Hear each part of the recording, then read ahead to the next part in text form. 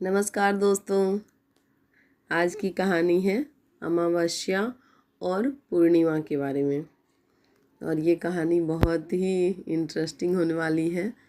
और ये कहानी को स्टार्ट करें इससे पहले आप कथा को ज़रूर पूरा सुनिएगा, जैसा मैं हमेशा से आप लोगों से अनुरोध करती हूँ कि कथा बीच में नहीं सुननी चाहिए। और क्यों नहीं सुननी चाहिए ये मैं किसी दूसरे कथा में बताऊँगी आपको। तो कथा को पूरा सुने। वीडियो पसंद आए तो लाइक ज़रूर कीजिएगा और ज़्यादा से ज़्यादा लोगों को शेयर कीजिएगा, उन्हें भी पता हो कि अमावस्या और पूर्णिमा की कथा क्या है। तो आइए अब स्टार्ट करते हैं अमावस्या और पूर्णिमा की कथा।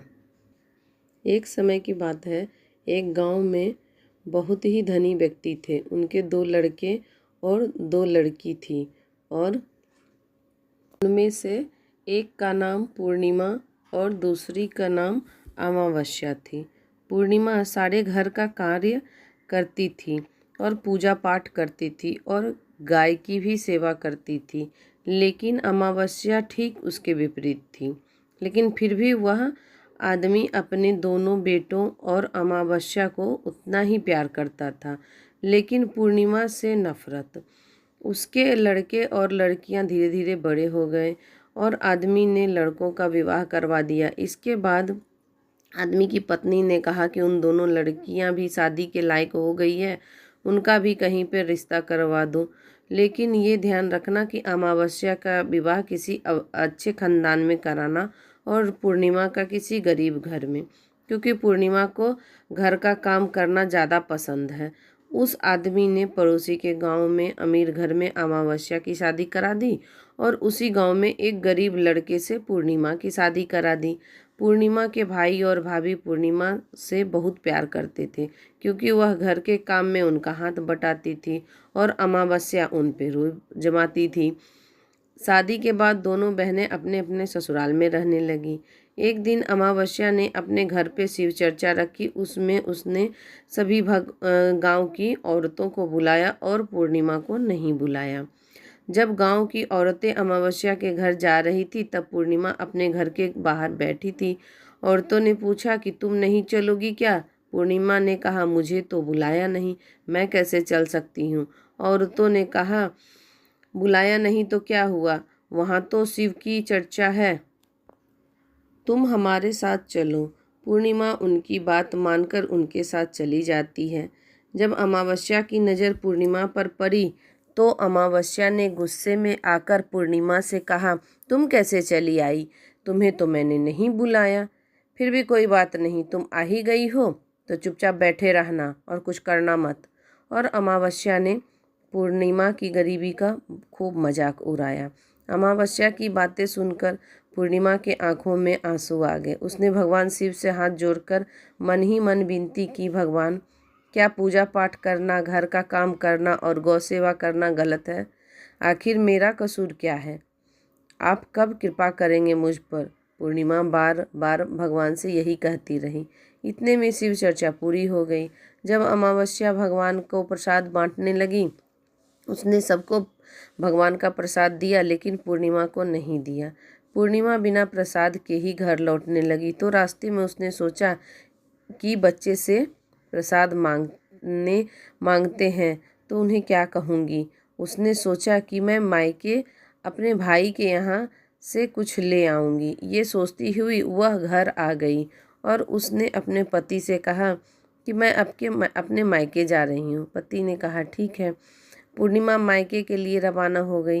रास्ते में एक चबूतरा पर तुलसी का पौधा लगा हुआ था। उस चबूतरे पर एक बूढ़ी औरत बैठी हुई थी। वह कोई और नहीं, साक्षात तुलसी माँ थी। उस बूढ़ी औरत ने पूर्णिमा से कहा, बेटी तुम कौन हो, कहाँ जा रही हो? यह तुलसी का पौधा सूख रहा है, इसमें थोड़ा पानी डाल दो और इस चबूतरे को साफ कर दो, इससे मुझे थोड़ी ठंडक मिलेगी। तब पूर्णिमा ने तुलसी में पानी डाला, चबूतरे की साफ सफाई की और उस औरत के पैर भी दबाए। फिर उस औरत ने, कुछ और काम है माँ जी? पूछा पूर्णिमा ने। औरत ने कहा, कुछ नहीं, अब तुम जाओ और वापस आते समय मुझसे मिलकर जाना। तब पूर्णिमा वहाँ से रवाना हुई। रास्ते में एक शिव मंदिर आया। वहाँ पर एक बूढ़े बाबा मिले और वो भी कोई और नहीं थे, शिव जी थे। उन्होंने पूर्णिमा से कहा, बेटी इस मंदिर की साफ सफाई कर दोगी क्या? पूर्णिमा ने कहा ठीक है। उस मंदिर की साफ सफाई और पूजा पाठ करके और पूछा, और कोई काम है बाबा? बूढ़े बाबा ने कहा, और कोई काम नहीं बेटी, अब तुम जाओ और वापस आते समय मुझसे मिलकर जाना। पूर्णिमा वहाँ से निकल गई। वहाँ से निकलकर चलते चलते माँ काली का मंदिर मिला।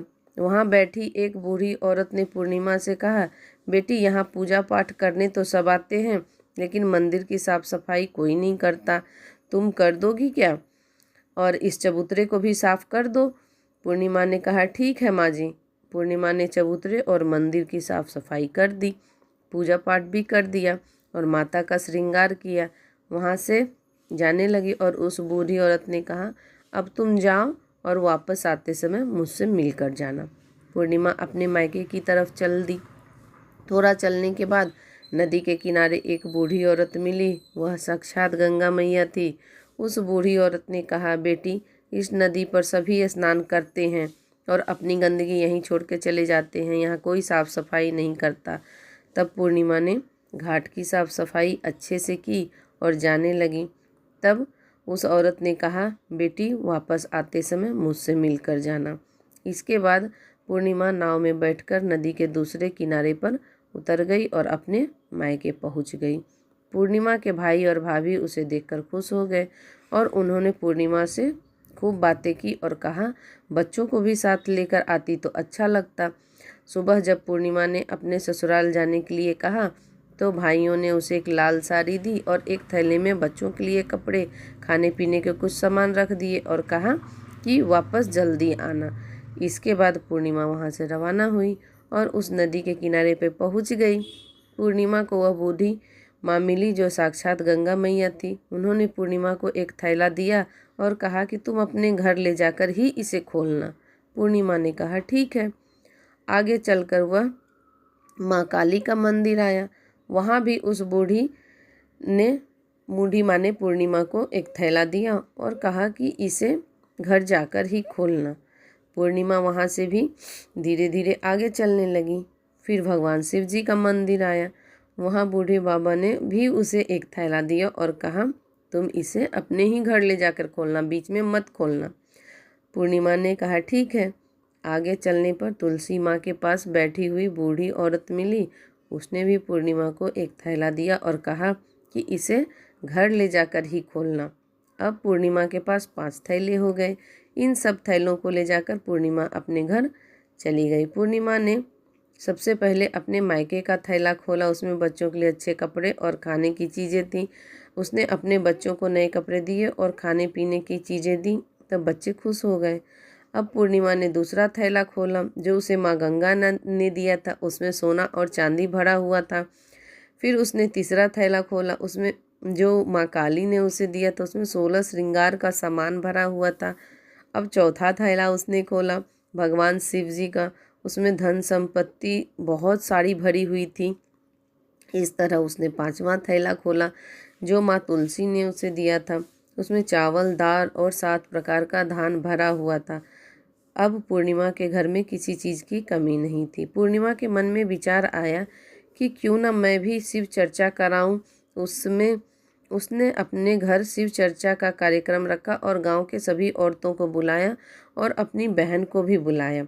जब अमावस्या अपनी बहन के घर आई तो उसने देखा कि पूर्णिमा के घर में धन दौलत की कोई कमी नहीं है और यह देखकर अमावस्या आश्चर्यचकित रह गई और उसने पूर्णिमा से पूछा कि तुम्हारे घर में इतनी धन दौलत कैसे आई? पूर्णिमा ने कहा, बहन तुमने अपने घर शिव चर्चा रखी और उसमें मुझे नहीं बुलाया, फिर भी मैं बिना बुलाए तुम्हारे घर आई, पर तुमने भगवान का प्रसाद तक मुझे नहीं दिया। उसके बाद मैं अपने मायके जाने लगी। इसके बाद पूर्णिमा ने रास्ते में जो कुछ भी हुआ अमावस्या को बता दी।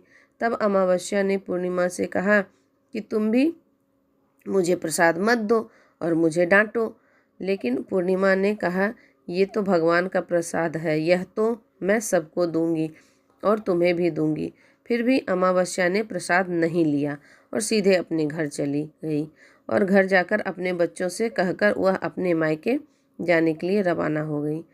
रास्ते में चलते चलते वही तुलसी माँ मिली जो चबूतरे पे बूढ़ी माँ के रूप में धारण करके बैठी हुई थी, जो पूर्णिमा को मिली थी। उसने अमावस्या को चबूतरे की सफाई करने को कहा, पर अमावस्या ने कहा, ए बुढ़िया, दिखाई नहीं देता, नई साड़ी पहन रखी है, यह गंदी हो जाएगी और मैं अपने मायके जा रही हूँ। आगे चलकर भगवान शिव, काली और गंगा मैया भी मिले। उसको उसने भी ऐसा कह दिया। उसके बाद आगे चली गई, पर नदी किनारे लगी नाव में जैसे ही बैठी, उसमें रखे फूल कांटों में बदल गए, जो उसके पैर में चुभ गए। किसी तरह वह दूसरे किनारे पर उतरकर अपने मायके चली गई। जब वह पहुंची, उनकी भाभियां ने आपस में धीरे से कहा, काम की धाम की काम की न काज की, सौमन अनाज की, पता नहीं आज यहाँ कहाँ से आ गई। अब आ ही गई है तो ठीक है। उन्होंने खाना बनाया और खाना खाकर सभी सो गए। अमावस्या सुबह उठी और अपने भाइयों से कहा कि मैं अपने ससुराल जा रही हूँ। उन्होंने कहा, ठीक है, जाओ। अमावस्या बोली, पूर्णिमा को तो तुमने बहुत कुछ दिया और मुझे कुछ नहीं दोगे? भाइयों ने कहा, तुम घर जाओ, सब तुम्हारे घर पहुँच जाएगा। तब अमावस्या वहाँ से रवाना हुई। नदी के किनारे गंगा मैया का रूप धारण करके बूढ़ी औरत बैठी हुई थी। अमावस्या बोली, आपने पूर्णिमा को तो बहुत कुछ दिया था और मुझे नहीं दोगी क्या?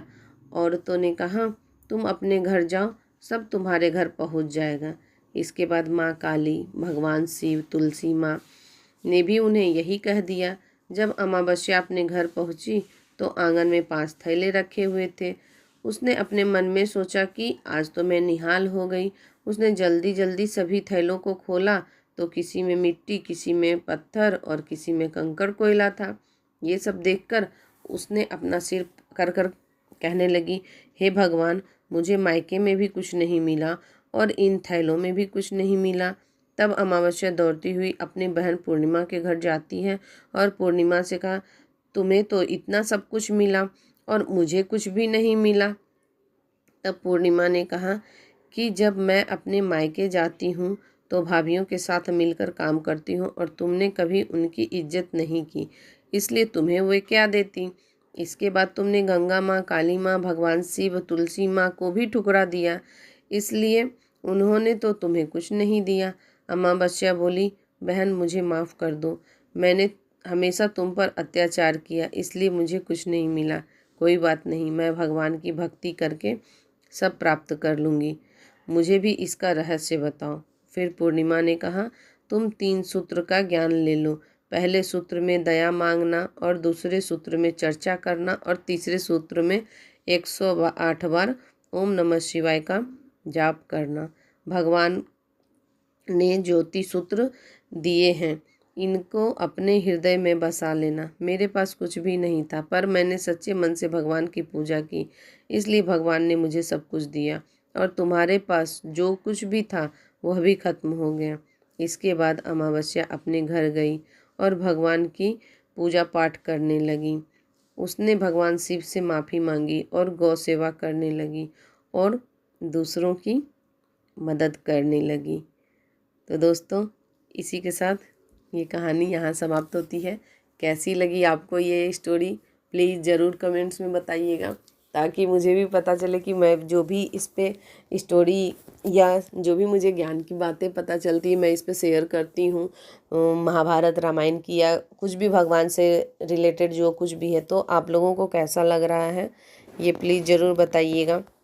और मेरा ये मोटिव ही है इस चैनल को ओपन करने का कि इसमें जो भी बातें आप लोग नहीं जानते हैं या बहुत लोग नहीं जानते, बहुत लोग जानते भी हैं, तो वो भी लिखें कमेंट्स में कि मैं जानती थी और मैं नहीं जानता था, तो मुझे पता भी चलेगा कि कौन कौन सी बातें और बतानी चाहिए और हमारे सनातन धर्म के बारे में, हमारे इतिहास के बारे में आप सभी को भी पता हो, इसलिए मैंने ये चैनल खोला है।